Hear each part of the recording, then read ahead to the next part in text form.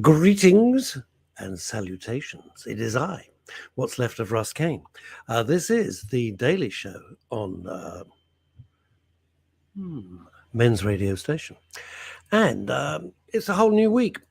My week, of course, started at 2 a.m. this morning when I get collected to go off to Talk TV.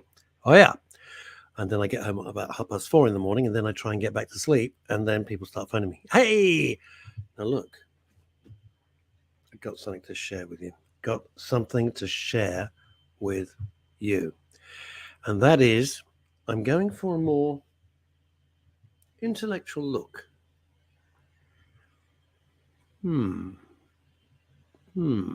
Interesting point you make. I think I look very professorial. Talking of geniuses, and I'm going to share my dream with, I don't know where the hell he's gone. Anyway, he's coming back. Neil, wake up. Right. You know him. You love him. Good morning. How are you? What were you doing? What were you doing? I was looking for my computer mouse, but I was ready. I was ready on screen when needed. I know. I saw you. Hey, look at this. This is my new intellectual look. That's very good. Very convincing. Well, I tell you why. I've had a why? I've had a big road to Damascus moment that's gone horribly because of finance and everything, right? I can't. The cost of cigars, which you know is my favorite thing. Ditch the pipe. You blooming Liz Brewer. Listen, Liz, that's a bit much. We've only been on 1 minute and 40 seconds. Yeah, but it's Liz Brewer who knows blooming everybody. Huh. Yeah. So anyway, Liz Brewer. Yeah. I could get used to that. Do you know I could get used to that? Look, I ran into her son at 4:00 this morning. What the hell are you doing at Piccadilly Circus? I don't know. I think I saw the evidence on Facebook. Hello, Linda. I hear you're not fully well yet, but anyway, we wish you well. What we got? Elizabeth Green coming in from New York City. Oh, grey and rainy. Oh, it's nice here. What have we got? Emma Webb. Afternoon, Russie rocking the pipe, kiddo. I don't know. Not according to top socialite Liz Brewer. It was because of Liz Brewer that I met my wife. Is that right? A true story. What is this? I don't have a son. No, I know you don't have a son. Not you, Linda, Dave. Liz, try and keep up. They're heckling. They can't even keep up. Look. Oh, only Liz, I know you have a daughter, Tallulah, because I get emails about Tallulah about every 7 seconds. I know that. No, I was referring to Linda Dave, whose son Phil Dave I ran into at 4:00 this morning in the studios of Talk TV. With Petri Hoskin. With Petri Hoskin. Right. I've seen the Facebook evidence. It is absolutely true. Anyway, very briefly. Yeah. The cost of cigars has gone nuts. Ask me why? Why? One, bad crop in Cuba. Bad crop. Oh. Which of course screws everything up, right? Oh, Liz Brewer. We love Liz Brewer. She's an extraordinary person. She'll get on one day. And secondly, because the Chinese have discovered cigars. And of course, because they're buying up, as they are buying up everything in the world, they're buying up all the cigars. They're just like, right, I'll have all the Davidoffs. So the supply chain is fragile. And the cost of a cigar has gone through the roof. And I thought, I can't justify it anymore. I cannot justify this. I'll try a pipe. So I went to JJ Fox on Saturday, and I said I bought my last cigar for the time being until things improve.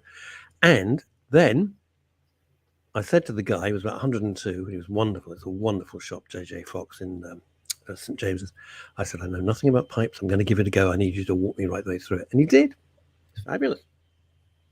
So it's a genuine thing. I thought it was a prop. So it's real. It's a genuine. No, I've got the whole thing. But even better is I saw my cousin Francine yesterday. She gave me an early birthday present. It was early. It's not until in October. A smoking hat. There you go. Oh, man. My very own. Look at it. Is this gorgeous or what? It looks like Tommy Cooper. It looks like a fez. Thank you very much. Thank you very much. I must be a very good driver. I got back to my car the other day and it said parking fine. I said, thank you. Right, let's stop asking around and bring on guest number one for this week. This guy is there's networking and then there's this bloke who's going to tell us about it because it's like super crazy. Mark Jarrett. I Hello, know Mark. Mark. I know Mark Jarrett. Hello, You don't mate. know. You don't know. Hello, gentlemen. What have I done to deserve this? What? Mark, Nothing. Why are you wearing? I don't Two know. legends for the price of one. Oh no! At least we didn't turn up in When you- pajamas. when you That's what I said said. networking, Mark Jarrett flashed into my head, and I thought, no, it can't be. It and, is. and here you are. Mark and I got to know each other over lockdown. He's been around mine. He's coming out a cup of tea. At Actually, Long look Towers. Look at that strap line. I thought of that in the shower. What does it say? I haven't got my Net, glasses. full stop, working, full stop. That's very clever. Wow! Genius. How did you think of that? Net working. God, write that down, Neil. That is a phrase. I'm Net thinking of work- adding the word works to it. So net, full stop, working, full stop, Yeah. works, full stop. Boy, this is going to be a So long how interview. many WhatsApp Yes. groups do you run, Mark? 240. If you didn't get that, gang, this is Mark Jarrett, right? And Mark, I've got a question for you. Mark, this is a genuine thing because sometimes it appears as MARK and sometimes MARC. Which is the correct one, please? It's C. the C one.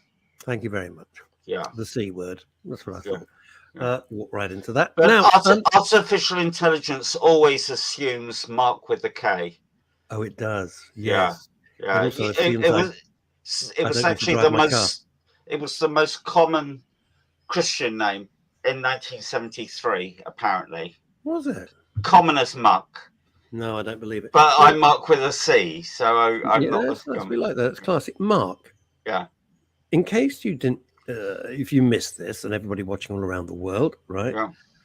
240 WhatsApp groups. Do you have time to even brush your teeth? Why do you do it? I've been doing it all my life, Russ. I just enjoy connecting people. I spent the rump of my career in telecoms. I was first to market with logos and ringtones back in the day when every other person had a Nokia with something called Logo Paradise. So I went into all the red tops like the Sun, the Mail, the Mirror, the Star, which you probably don't read, the Sport, with a quarter page ad inviting people to buy an icon for their Nokia phone. It only worked with Nokia, but back then Nokia had 50% market share. Every other person had a Nokia. Yeah, me too. I love my Nokia. Yeah. By the way, Mark, let me just correct you there. You say I probably don't read the Daily Star. You're talking to the man who has to review every single newspaper like that. So I read everything from the Times, the Guardian. Through that's what I do. Really? That's what I do at 2:00 in the morning in another television. It went mad. At one stage, the Daily Star had 14 full page ads with these logos and ringtones. It just went nuts. Wow. Yeah. What's all that about? Unfortunately, I couldn't patent the underlying technology, so everyone copied me. Yeah. And I made a silly amount of money very quickly, and it went to my head. And I got drunk on the money, and I went into an Audi car dealership, and I bought myself a brand new A6 for me, a brand new A2 for my wife, and a new A4 for a mate of mine. So it's true. Get out. A fool and his money are soon parted. Mark, So let me ask you a question. My key takeaway from that is never go into an Audi car dealership stoned. Right, good advice. Or fly a plane, or indeed be in charge of a space mission. Mark, how old were you when this was all happening? Because I'm trying to get a handle. This alone from it's so important how people just go bonkers if they're not careful when they suddenly have that first little taste of success. Yes. How old were you? Roughly? So 57, 40. I was just approaching my 40th birthday. So really, you should have known better by. I thought you were going to say you're like 22 or something. You should have known better by then. I mean, in all seriousness, wow. I should have done. And also, I had a rather nasty gambling habit, which didn't help. Oh man. Yeah. Yeah. Man, that is right. Have you managed to quit that? I knew none of this because we've never met. How did you manage to quit the gambling habit? I'm no longer a compulsive gambler. In fact, yesterday I put £10 into I was killing time, and I put £10 into a slot machine, and I walked away. That's not compulsive gambling. Compulsive gambling is when you hang around. And the thing is, these machines, when you play the machines were my poison. And when you play them, you get into a kind of zone. And all the problems you've got in life kind of evaporate. It's just in this zone playing these machines. I've blown about £250,000 in total. Excuse me? Machines. Yeah. No. Yeah. But were it not for gambling, I would not have met my lovely wife. So it's £250,000 well spent in my book. Now that's reframing for you. No one's that's a hell of a reframe. No one is that happy. Move on. Listen, if you've got it under control, gambling is actually quite a good fun night out. We have to be very, very careful because this radio station, which I co-founded with my pal Howard Jameson, is based on mental health and well-being, right? Yes. We've had loads and loads of shows dedicated to gambling and gaming, and I didn't realize in my ignorance, and I put my hands up straight away, and Neil will know this, that I thought gaming meant what you're doing, like on the slot machines. No. It's like playing whatever, Fortnite or whatever we play, Dungeons and Dragons, whatever nonsense, and people sitting in a chair for up to 5 days straight. And I do mean sitting in a chair. And if you're wondering how do they go to the loo, work it out yourselves, because it's early morning and I don't want to ruin the rest of your week. It's disgusting. But so gambling, how long did you have the gambling habit for? So my mother was an alcoholic, and that caused me much pain when I was a teenager. Sure. So I acted in loco parentis to her. I was more of a mother to her than she was to me. Get it. So to mask that pain, I used to gamble on these machines, and that kind of was my form of... Where were these? Where were the machines? I mean, I never come across these. Seriously, I never see them. So when I was a teenager, in the UK, they're known as fruit machines. Yes. And you find them in amusement arcades, pubs, clubs, all over the... Do you mean you were playing the typical fruit machines or these high stakes ones that you get in the betting shops? No, they didn't exist when I was a teenager. It was 5 pence a spin. Oh, yes. That's okay. Yeah, I'm in the wrong timeline. Yeah, of course. Yeah. But even at 5 pence a spin, you do lose money over time, definitely. And now it was up to £100 a spin. No way. Fixed odd betting terminals in betting shops. And there's a politician called Tracy Crouch who restored my faith in politicians, because she actually resigned. Because the gambling lobby in the UK is actually quite powerful. Sure. And she resigned. And then out of principle, because she was coming across the suicides, the people that, the families of the people that have been committing. And this is suicide. where the mental health bit kicks in very much. I thought there was some fixed, what's it called, fixed term odds machines? What they called? Fixed odd betting terminals. Thank you. And I heard you could lose £500 a go on those. At some point. £100 a go. And then the government stepped in and made it a £2 maximum. Is it? Yes. Well done. Right. Good. Yeah. Good. Yeah. Here's the thing, Mark, and I discuss it openly because I think if our guests, when they come on, are very open and honest, it behooves me to be the same. My father was a huge gambler, huge, horses only. Didn't like casinos, didn't enjoy casinos, but horses, God only knows what he got through. I'll put it in perspective. Sunday lunch, we would be round at his bookmaker's home. That's how... It was enormous. And I grew up with this, with his telephone accounts, and I thought that was how everybody lived. As a consequence, I don't gamble at all. I don't. Because it doesn't appeal to me. But Pop used to say some good things. He says, you never chase your debt. Yeah. So you've said, about Mark was talking about casinos. The only thing I can say is if you want a casino night to be a night out, You have X amount of cash in your pocket. That's the fund.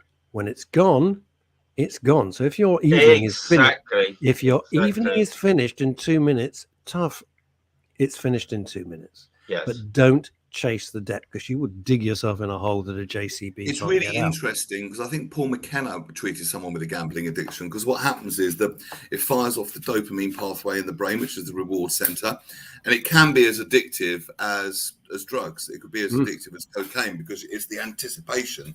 It's always and the machines are designed to make you think any minute the big one's going to drop. So it's that feeling of excitement and anticipation.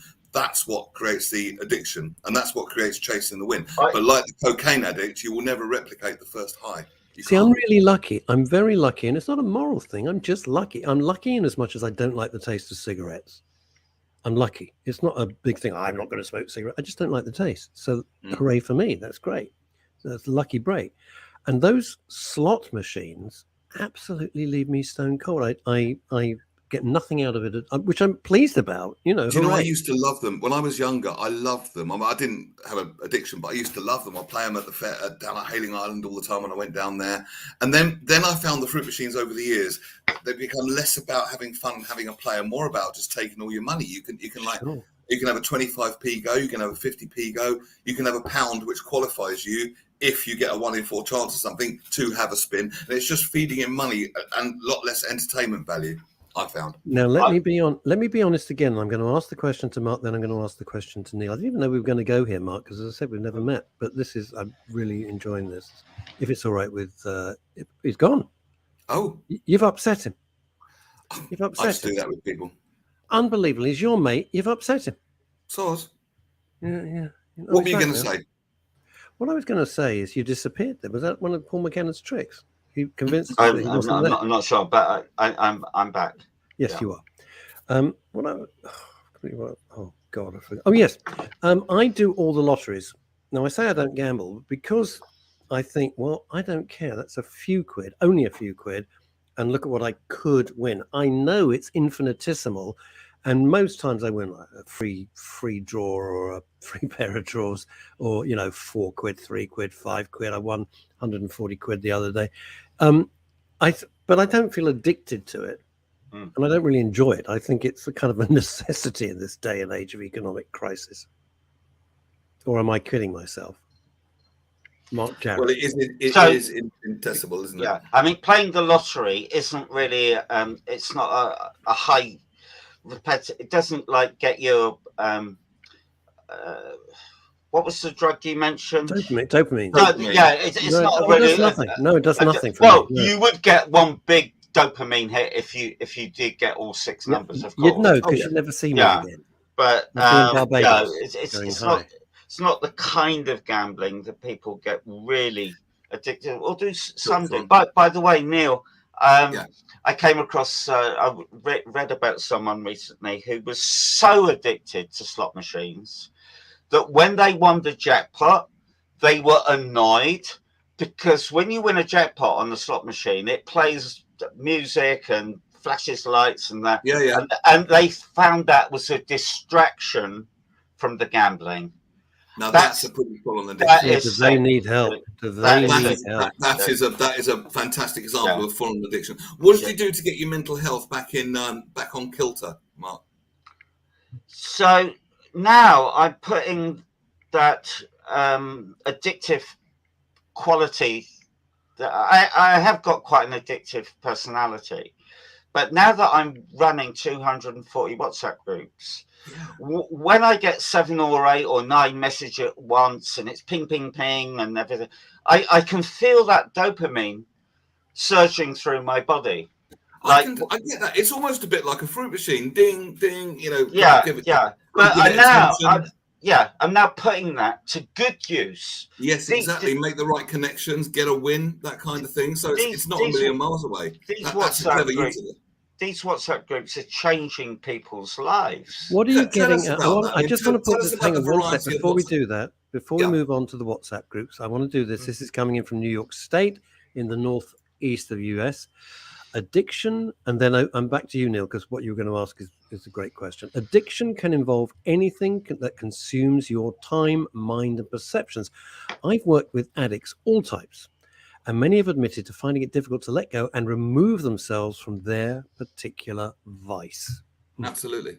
You can never Right. get enough. Your question was, what do you get out of these WhatsApp groups? Was that it? Did I get it And right? tell us about the variety of them. I mean, Yeah. because really you are the master of WhatsApp groups. I mean, just give us an example of some of them and maybe some of the kind of connections you make and why people listening should get in touch with you if they need networking connections. So there can be a WhatsApp group about anything. You know, tech is too broad, but agri-tech or femtech or fintech is much more I have not likely understood. I think he's speaking in tongues, Neil. I have not No, an idea what the hell you just said. Agri-tech is technology related to agriculture. Okay, I got that one. Femtech is technology for women. Fintech is financial services technology. Okay. Anyway, I've got WhatsApp groups for all of those things, plus construction, mergers and acquisitions, investment opportunities, mental health, which you're in, Russ. Yep. But why are you doing that? Why? Because I'm only on one group and I'm flooded with it. I'll be honest with you, I'm flooded. Sometimes I give it a very quick cursory. I'm not being rude. I give it a quick cursory glance, and if I cannot relate it to men's radio station, I'm off. I don't start reading all the stuff there. I just don't have the time. Yeah. That's one group. You have 240 groups. How do you find the time, but B, control all of this, and C, what are you getting out of this, you yourself, Mark Jarrett? So the WhatsApp groups tend to run themselves to a certain extent. I'm like a networking jockey. I make sure that people introduce themselves and welcome others and make introductions myself. And I'm there to just oil the machine. I sometimes outsource management of the groups to individuals. Like, for example, the automotive group is run by a guy who heads Europe's largest Ferrari car dealership. You know, he's well connected within the automotive industry, whereas I'm not. So I sometimes any discounts for me and Neil? Well, we can ask him. Like, I'm talking about a 90% discount, because anything less than 90%, Neil and I couldn't afford the wing mirror right now. Right. I'll ask him. But if you do get a Ferrari, make sure it's red. I don't like red cars, but with Ferrari, it's got to be red, hasn't it? Really? Ferrari Rosso. Yeah. I think it's got to be. It behooves. Anyway, there we are. I wouldn't have one, but there we go. They are beautiful. They're beautiful to look at, and I wouldn't want one. Especially for London, because I go over the first speed bump and then straight back to Maranello and have to have it fixed. Anyway, so you've got 240 group, but what are you getting out of this? I don't mean money, because you're not. What are you getting personally out of this? What's your satisfaction? I just love connecting people. I've connected. I've been connecting people all my life. I've actually created human beings with my Cupid playing antics. I met a lady in the World Economic Forum in Davos a few months ago, and she's a very powerful woman, and she's looking for a man. Now, most men would not be able to handle her. Why? But why? Hang on. Whoa, that's a very sweeping statement. What do you think? Everybody wants a doormat. Yes, we can't let that one pass. No, you can't let that one slip by me and Neil. How so? Well, she's a very powerful woman. Okay, good. Well, that's good, isn't it? It's a great thing. I mean, one of my biggest WhatsApp groups is called Powerful Women. Hello. I'm leather involved? I'm all about empowering women, because I cannot understand why only 3% of venture capitalists are women.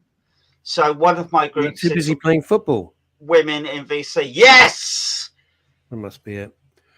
Yeah, I love it when England play Germany in the football, because I just can't lose. I'm half German. This explains so much. Yeah. This explains so much.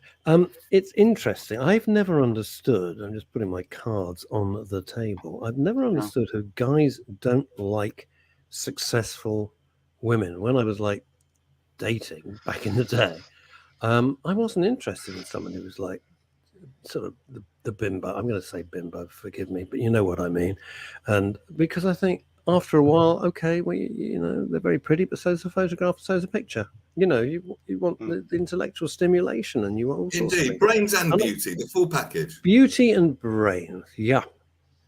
Yeah, that's why I'm going out with Jordan. Anyway, so the imagine Jesus. I just did you enjoy your half pint? What does that mean? Did I enjoy my half pint? What half? No, this is water. Are you talking about this? Chrissy Richards, bless her. Chrissy, I hope you're feeling all right. We send our love to you. You know we do. And did you? This is water with some lemon and cucumber in it. So I keep lubricated. I wouldn't drink during the day. I really don't. So Mark, are you going to expand these groups, or what's the future? Yeah, what's the end game here, man? So my end game is to be able to connect anyone with anyone. And I've created something quite special. I've created an ecosystem full of thought leaders and entrepreneurs throughout the world.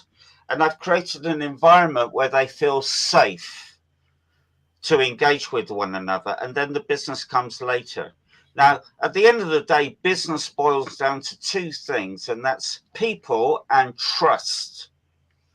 So I've created this slightly more complicated. You've got to have a decent business model and something that people Sure. But I'm just talking in very, very broad strokes here. But getting the attention of these people can be very difficult. Everyone's got very busy lives nowadays. And I'm all about creating human relationships. That's why I'm a little bit anti multi-level marketing, which tends to be transactional right from the get-go. I'm all about building up those human connections first and then doing business. I'm doing business now with a guy who I've known for 2 years.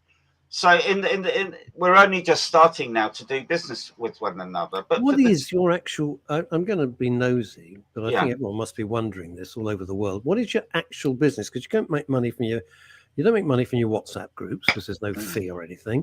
So what is your actual business?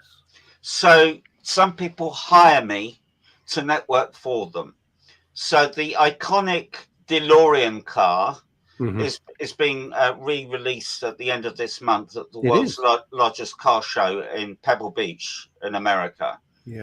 So because demand for that vehicle outstrips the supply, they're launching Why? Because it was a terrible car. It was a truly awful car. The original one was, but it was garbage. Go to Delorean.com and look at the new one that's being released. You get free cocaine with it? Is it like open the glove box and there's a free load of cocaine in it? Is that to just recreate the whole DeLorean experience? You wish. Well, anyway, only 9,300 of these vehicles are actually going to be made by Volkswagen, by the way. And then they're going to be using this NFT to like almost a raffle to decide who gets the real thing. Now, the CEO of that company doesn't have the time to network. He's a busy guy, so he's hired me to network for him. Now, to be honest, guys, I don't really know that much about NFT. I know it stands for non-fungible token. And that's I have no idea. I keep seeing it all the time, Mark. Yeah. I have a clue. And it's been explained to me. And at the end of it, I don't understand. Yeah, same here. But what I do know is I know about a dozen experts in NFT that are world class. They know their stuff. So all I've been doing is bringing him them. Okay. Filtering through the best of the best. NFT, isn't this where you buy a piece of art that doesn't really exist? I just don't understand it. Yeah. Is that it? Because it sounds like bullshit to me. I'll be honest with you. When you buy a piece of digital art and people are paying fortunes, up to millions, and you go, this is a piece of crap on a screen. What are you doing here? Yeah, We've paid yeah. millions for this. Yeah. You know, the other thing with NFTs that floored me, virtual real estate. It's an American thing, obviously, because it's nonsense. It doesn't exist. It exists no more than Grand Theft Auto real estate exists, or Red Yeah. Dead Redemption, or Mm. landscape exists, and people are buying this property. And there's a kid on TikTok whose name's completely escapes me. He goes, "Hey, your car's awesome. What do you do for a living?" They're quite entertaining little videos. I like them, and the jobs that people do are extra. I've forgotten his name, but they're fun videos. And he only goes up to supercars. He doesn't go up to somebody in a Ford Fiesta. It's all in California and LA. I mean, phenomenal cars, right? Phenomenal. And some kid there, and he looked about 12. He said, well, "Hey, I love your car. What do you do for a living?" And he said, "Virtual real estate." Wow. And he started to explain it. I'm thinking, you're driving it. It's like a McLaren is driving something for about £500,000. And he looked about 22. But I mean, it's just nonsense, isn't it? It's just nonsense. You're buying nothing. You're buying absolutely nothing. So, Russ, I totally agree with you. I don't quite get it. In the case of DeLorean, I get it because I think the NFT could be used as a great way to decide who gets the real vehicle. And in some cases, I think an NFT makes sense. But on the whole, I'm woefully ignorant of them, like you are. And I'd just rather leave it to the experts. Do you remember, because we're all old enough to remember, I know our audience will remember the .com bubble nonsense, that everything was .com, and 98% of it was absolute garbage, and 2% of it was genius. And it was just smoke and mirrors. And I get that feeling with an NFT that it's just kind of smoke and mirrors. Okay, it all boils down to having contacts and good relationships and a good business model like that. I think there was this myth at the beginning that if you put something online, you magically become a millionaire overnight. Oh, it's yeah, not that much different. The number of people who spent years. No, but it was game changing. It's easier to get started, but so many people got fooled by that. But I think what you're doing, Mark, is solid and it's great. And clearly you love to do totally it. Different, totally different. Yes, your purpose in life because you love to connect people. You describe yourself to me, if I can use this word, as a networking whore, which I did get. Yeah, in the nicest possible way. Ow. Yes, that's not nice. Do you really? Why do you? Ow. Or fetishist will work as well. I don't like any of that. Okay, let's go into New York State. How about catalytic connector? Does that work? That's better. Thank God. Doesn't mean you're standing on a street corner on old Compton Street. Asa Don Brown. Many addicts will remove one addiction with good intention, only to replace it with another addiction, i.e., smoking, work, technology. Yeah, that's really common, isn't it? I've got a friend that did that. He replaced alcohol with Diet Coke, and my God, does he drink a lot of it? I mean, define a lot. What do you mean by that? 5 of these a day.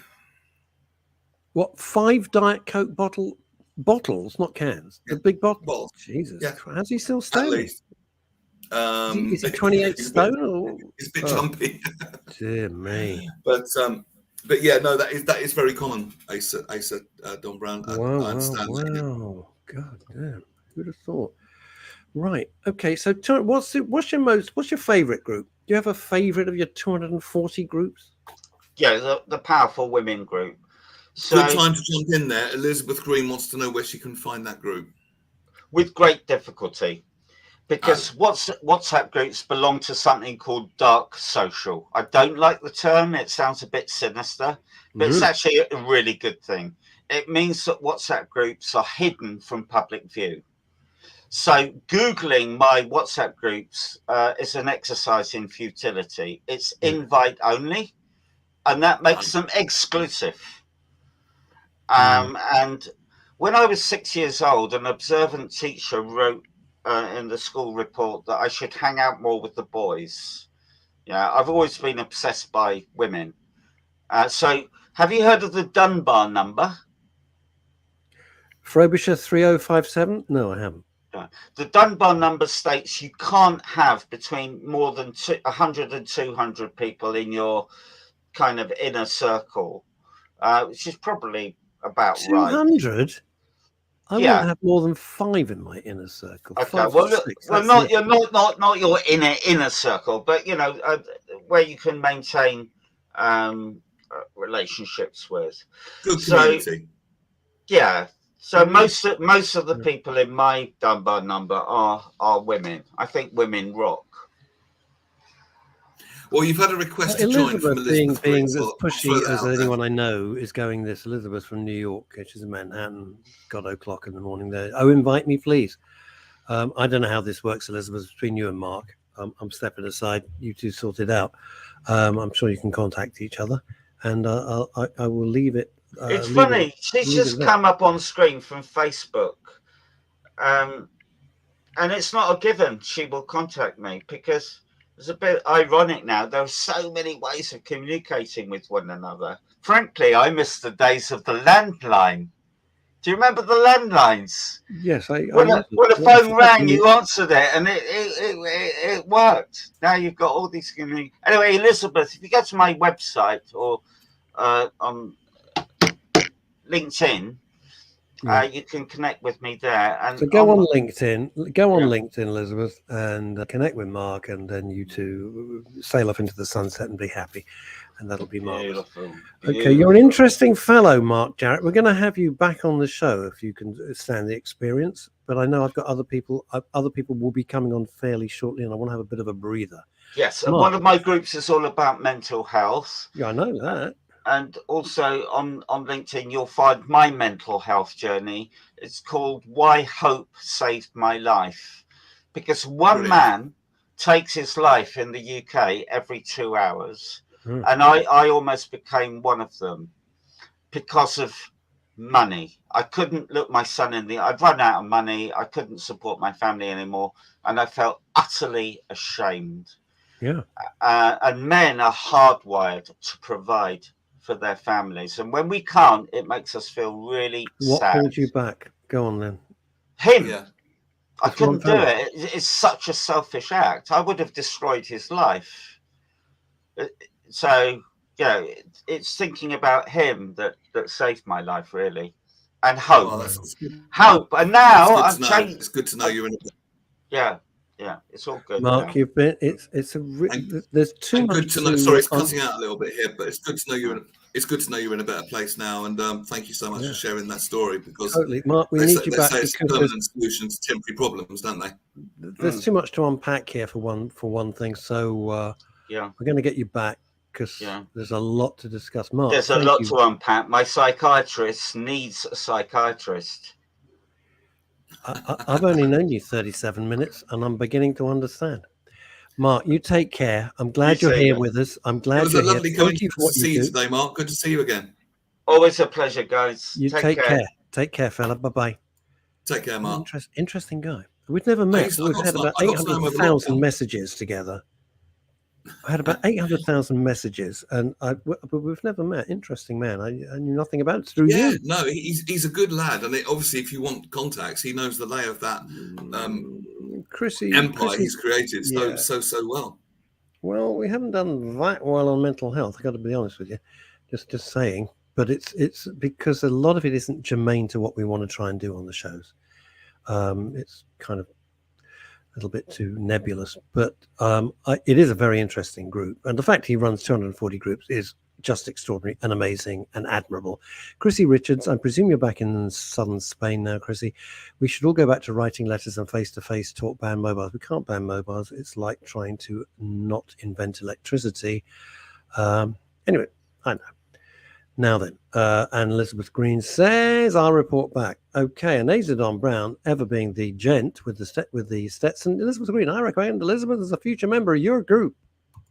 All right, Elizabeth, if you have any problems getting in touch with Mark, I have his contact details, so hit me up on Facebook, Neil Long DJ, and I can hook you up. You will never, ever get rid of her now. I warned you, but you wouldn't listen. We've got an amazing fellow coming on now. Standing by, very different thing, but I wanted to squeeze him in. I was offered him, and I squeezed him in, even though I had Mark booked. And we welcome John. John, hello. Hello. Good afternoon. Oh no! Put your camera down a bit. Could you put your whatever you're looking at? Put it down a bit. It's like bloody Bob Monkhouse here. Down. Stop. Okay. Don't need the bulk, please. There we are. That's perfect. Hello. Thank you so much for joining Neil and I on the Daily Show on Men's Radio Station. You're very welcome. Well, no, thank you very much. You're very welcome here. Tell us all about yourself, please. So my name is John Camilleri-Brennan. I'm a consultant surgeon specializing in bowel disorders. I'm a colorectal surgeon at Fort Valley Royal Hospital, which is in at the Stirling. Royal Valley, in the Royal Fort Valley Royal. Oh, right. In Stirling, central Scotland. Okay. And I'm also an honorary clinical associate professor with Glasgow University. Wow. So it's most of my work is in colorectal disease, mainly bowel cancer, and also other benign bowel disorders as well, which are quite prevalent in society, especially in men. Yes. Really. Yes. So I'm involved both in the sort of investigation and also in the treatment of these disorders. So it takes, big part of my practice. Plus also I've got all emergency surgery as well. So I'm just finishing off a very busy weekend on call, doing all sorts of emergencies, which keeps us out of mischief, Now, I suppose. I always think Now, people get bowel ill at cancer- the weekend. Yes. I know. Bowel cancer is treatable if caught early, isn't it? Definitely, most definitely. In fact, that's why we insist that all people who are invited to participate in the bowel cancer screening program take up the invitation. You see, that is very important, because we found that those who are take part in the screening program and who are if they're diagnosed with bowel cancer, we usually find that they are diagnosed early and they are offered a less invasive form of treatment, which is effective. You see, so bowel screen, unfortunately, on average, only 50% or less of men take up the offer to participate in the bowel screening program. And those who are from less affluent areas, actually the uptake can be as low as 10-20%, which is really I've been very remiss because my local practice keeps sending me the kit, and I haven't done it. I'll be honest with you, just haven't done it. Don't know why, just haven't. Oh, why do we do that? What is it with it's men? It's nothing to do with us. It's nothing. It's really nothing to do with us. It's just a signal. They will either maybe press a button by mistake. Damn, that was bloody interesting as well. Hope he comes back. No. Sorry, I didn't mean the signal. I meant why do men not go and get checked? Why do we you know put what? it off? Well, I kind of do get checked, but I've been through such a load of nonsense recently, and I thought, I can't. I just want a gap. I just want a gap between medical it's stuff. understandable. Here he comes. There we are. Yeah, we are. There you go. Okay. There we go. Welcome back. We lost you there. For technical issue. Okay. Now, what you're saying, first of all, talk us through the testing procedure, because I think a lot of guys, me included, were a little bit fuzzy about it. You get the and I'd kit. love to know what the non-invasive is as well, because that sounds really good. So if you could put some meat on the bone there. So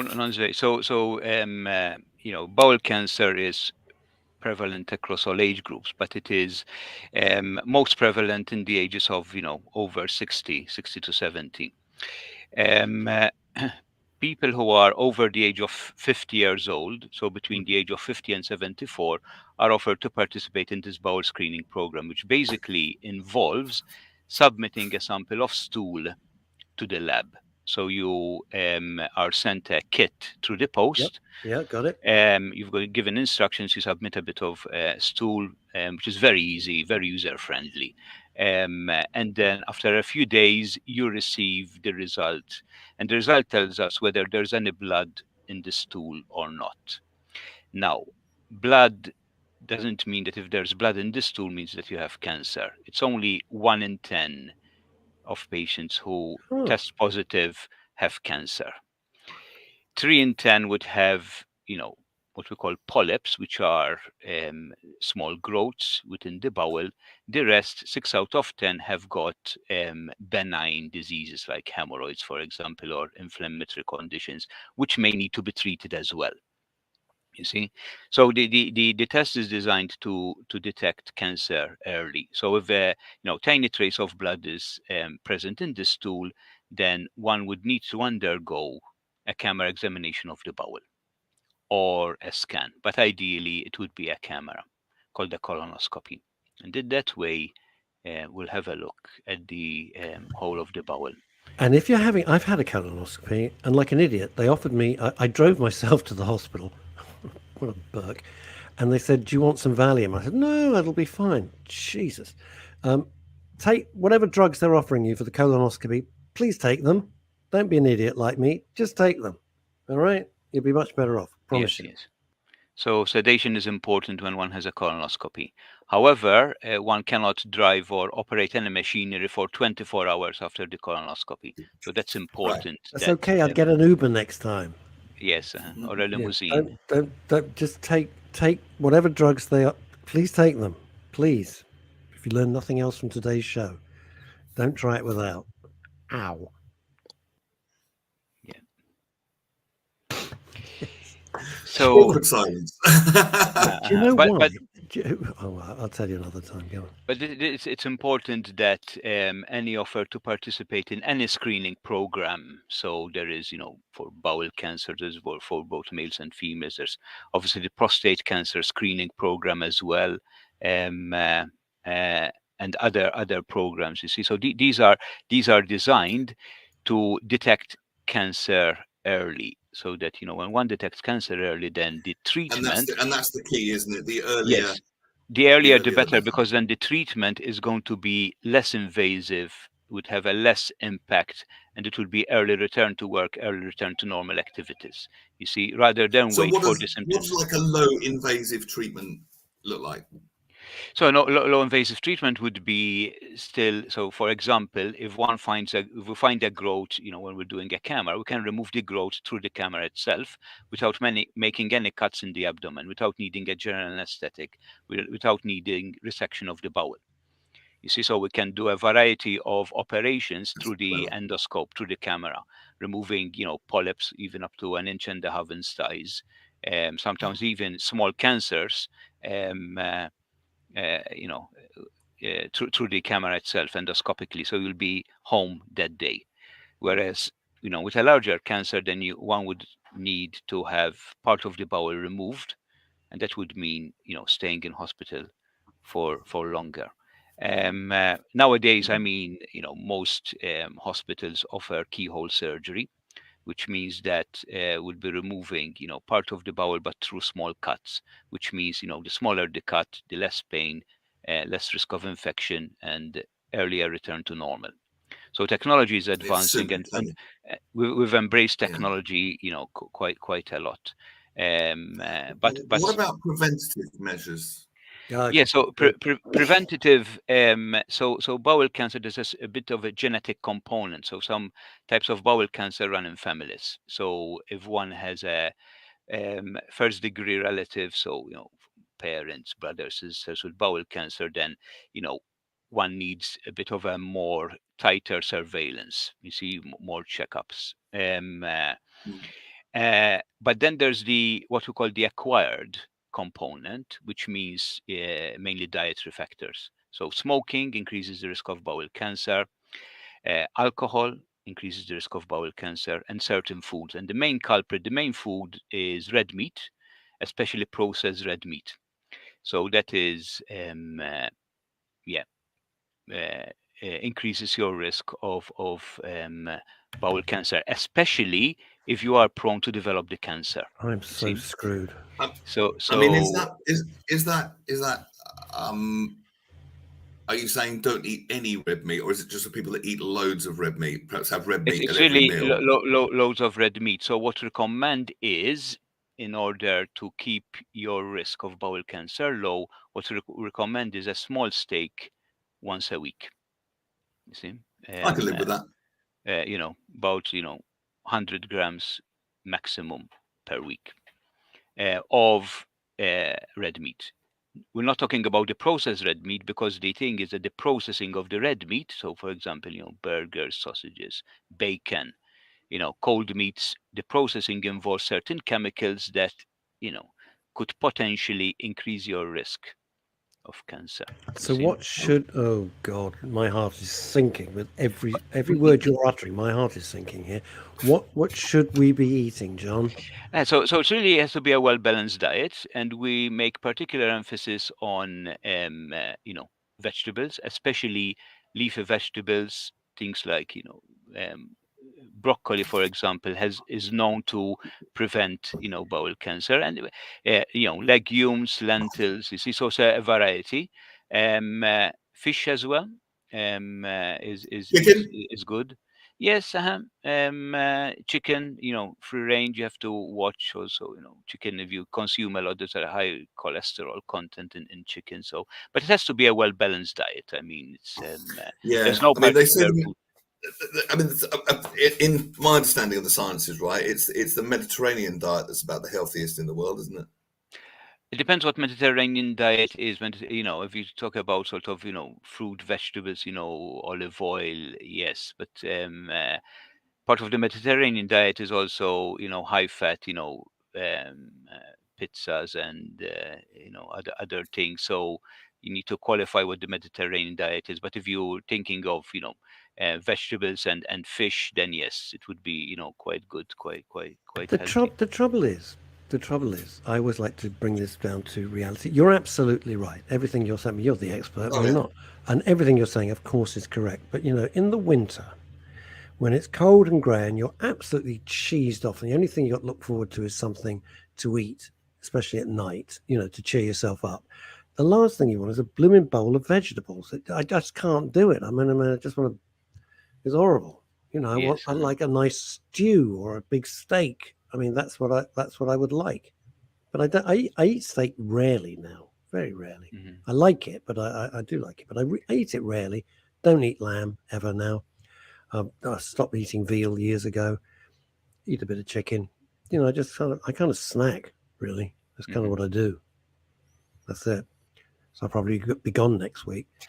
It's interesting. By the way, I don't think Neil was suggesting that pizzas are a Mediterranean diet. Well, no, not pizza. Well, it's I loved your answer, John. Originated from Italy, so no, yes, I mean prevalent. that is it's a great answer. No, that's not what I meant. But it was a great response from you. There was someone else I was going to ask you as well. I'll jump in while you're thinking. Do you think, John, with your great experience, that men are really a bit scaredy cat and a bit worried in case they've got something wrong, which is why they don't take the tests? Yes, which is so I think that men should take responsibility for their health and really take it, make it priority.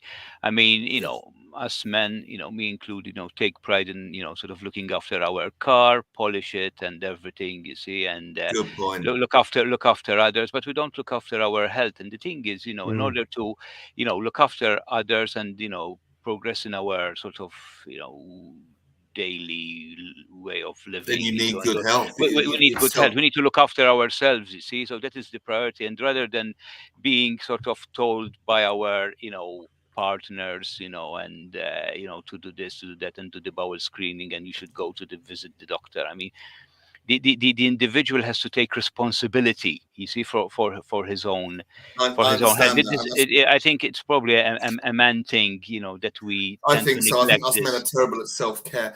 I remember what I was going to ask you now. I read somewhere that all health begins in the gut. They're talking about the gut brain and all that sort of thing. The microbiome, which is the balance of healthy bacteria in the gut. And I even heard so far is it affected every aspect of health, including mental health. So this is the importance of it. Indeed, yes, indeed. So we are what we eat, basically, and so we need to look after our diet primarily, because that also reflects on our day-to-day living, and sort of keep our weight within acceptable parameters, acceptable limits, because that then affects your health in general, you see, of course, including wise words, including mental health, spoken, mental health. including mental Wise health. words spoken down the millennia, I would have thought, and wise words also, not practiced by enough people. And also exercise as well. So they go hand in hand. You see, so you have both a good, well balanced diet, and also exercise. I mean, exercise doesn't mean the gym 24 hours a day, but it involves even walking. A daily walk in the morning, a walk in the evening, trying to use sort of less use of the car, maybe walking if the distance to work is acceptable. 30 minutes to raise your cardio 3 times a week. Is that reasonable? Yes, and any exercise is good. Any exercise is good. Well, thank God, John, for my dog. I mean, that's why I go walking every day, come what may. I do at least a couple of miles, because God knows what I'd be looking like if I didn't. But she goes out whether she wants to or not. That's the best thing about a dog, apart from its love. Very interesting, John. Really interesting. I know how busy you are. Listen, thank you so much for joining us. You're very welcome. I really appreciate it. Some brilliant advice. Some very much, I was going to say food for thought, but then I realized that sounded like a gag, which it wasn't intended to be. John, thank you so much. I really appreciate you finding the time, and bless you for everything that you do. Yeah. Thank you. Really interesting stuff, John. Thank you. Thank you Take so care. much. Okay, and, bye-bye. All the best with your program. Oh, bless you. Thanks a lot. Thank Bye-bye. you. What all a the best. Charming man. Wow, what a couple of corking guests today. And a charming man. Absolutely charming man. We were hoping to get on a patient, but that didn't happen. Isidon Brown says, "Hey, y'all, I had an office." It doesn't talk like that at all. I had an office in a medical facility in Canada, and it's been my experience that many men fear the medical unknowns. Damn right. It's also a macho issue for men that I've worked with. I don't have a macho thing. I'm just shit scared of finding out something else is wrong. I just want to try and get through a year without another disaster. That would just be perfect. Interesting guests, very varied, very, very different. You couldn't have 2 more different people. But what really interests me about Mark Jarrett as well? Go on. I didn't know him. I just know him as this sort of serial bloke putting WhatsApp groups together, etc. And the mental health one's pretty interesting. Although there's a lot of stuff which doesn't pertain to us. It's that you scratch the surface of anybody and everybody's got a story. Oh yeah. Everybody. I mean, I didn't know anything about him, and then all these things started to unpack, and it's like, whoa, there's some very heavy stuff there. And I think the reason I say that, Neil, is because all too often we feel alone, and you think it's just me. It's just me who's failed, or it's just me who feels like this. It's just me, I don't have enough money, or it's just me, I'm not in a good relationship, or it's just, it's not. No, you are really not alone. You're not, but I've said this over and over. It feels like it because the nature of any mental health thing, it feels so isolating. Neil's huge value to this show, and I'm so glad he's joined us at Men's Radio Station. Me too. I really am delighted about it. It's taken us into a really fascinating arena. And Neil's very passionate about it. But, one of the worst things about mental health, apart from it's shit, let's just sum it up, it's awful, right? And you feel terrible, is that you feel alone. And you're not. But part of the illness is that you feel alone. Exactly. But you're not. Exactly. Particularly with depression. Absolutely. You need to, and it sounds so simple, and I don't want to be like, reach out. I don't want to be like Diana Ross, reach out and touch somebody's hand. Pick up the damn phone. Don't text somebody. Pick up the phone of your closest friend and said, I'm feeling terrible. I need a coffee with you or something. And believe me, they will run to you. They will, or they're not your friend. If they come up with every bullshit excuse, dump them. You don't need them. Friends are not just there for the good times. Friends should be there for the bad times as well. I have found out. And you know who your real friends are. Neil would tell you the same thing, I bet. Right? I fully endorse it. I don't need to say it because you said it perfectly. So please don't. I know you might be suffering and you might be going through hell on earth. And, we've watched the trajectory of so many of the stories of our viewers and our listeners around the world and seen them go down in the dumps and bounce back up. And it's been wonderful. But do reach out. Just phone somebody. Don't write. And don't bother to write on Facebook, "Oh, I'm feeling down." Jesus Christ, don't do that. Just pick up a friend, a friend, and sit down and have a cup of coffee with them and pour your heart out. That's what I'd do. Seriously. Yes, sir. Let's end with this very, very quickly. Would you do the honors, please, Neil? I'd be delighted to. Paul Andrews, we all have a story. We all have some sort of imposter syndrome. No one's feelings are unique. We're all in the same boat, and we're all here for each other, or should be. Yeah, and this is the value of sharing stories. You don't know by putting your story out there of how many it could help. Just by, I don't know, maybe on even on social media. This is a classic. Andrew, you're an hour late. Hi there. No, I'm we're sorry. ending the show. I'm so sorry. We're actually ending the show right now. Oh, right. Sorry about that. Don't know where you've been, but we'd love to have you back. Yeah, I had a bit of a technical. Sorry about that. That's no worries. We're back on Wednesday. Andrew, let's see if we can get you back. Yeah, we'll see if we can. All right. No Stay safe, Cheers, everybody. Neil and I will see you Wednesday at 12. Bye, gang. Wednesday. Good afternoon. Bye-bye.